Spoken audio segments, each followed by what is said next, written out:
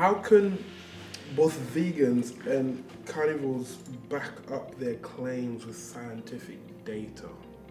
Okay, so, I mean, in the current landscape, veganism is very trendy and very popular, and carnivores are the complete opposite end of the spectrum, but they're also quite trendy and quite popular. And again, those are both very much not necessarily nutritional sciences, but nutritional belief systems. And I understand that actually, if you are eating vegan because you are concerned about animal welfare, that's a valid belief to have. If you're eating vegan because you're worried about environmental sustainability, then again, that's a valid belief system. But veganism comes in so many different forms in terms of what you choose to eat, and depending on your own bio-individuality, your own epigenetic expression, your own microbiome makeup, and your own enzyme expression, veganism might be amazing for you, eating certain parts. It might actually not work for you. But we all are very different, and really, we shouldn't eat with the idea of being healthy on a belief system. We should eat on an idea of being healthy based on our own body's feedback and what works for us. Now, at the moment, because nutrition is such a young science, no matter what your nutritional belief, you can confirm it through scientific studies that your way is the way, and debunk other beliefs by utilising studies that say that that particular belief is not the way to eat to be healthy.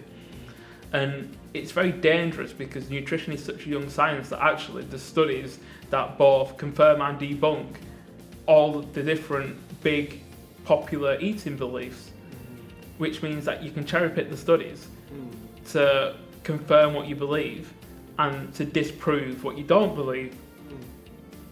And we are incredibly resilient as humans, and if you look at the diets of indigenous populations and people who live in a traditional way and follow traditional diets, the Inuits live mainly on fat from seal and blubber. The Maasai live mainly on protein, they live mainly on blood and meat from animals, and the traditional Mexicans eat mostly carbs, mostly maize based, and they are all diets which are very, very high in one macronutrient, whether it be protein, fat or carbs, and they're all very healthy. They all live longer than people who eat the traditional Western diet, and they have less chronic disease than we do, and they all eat very differently, which shows that as humans we can be very, very resilient in what we eat. But the most important thing is I have a firm and solid belief that your nutrition is personal to you, and it's your responsibility to be aware of that and take responsibility for experimenting and seeing, so I've eaten this and eaten this, how do I feel? How does it make me feel? Do I feel energised? Do I feel drained? Do I feel neutral? Has it had any effect on my stomach? Has it had any effect on my mind? How do I feel? And gradually put things in and take things out and see what works for you.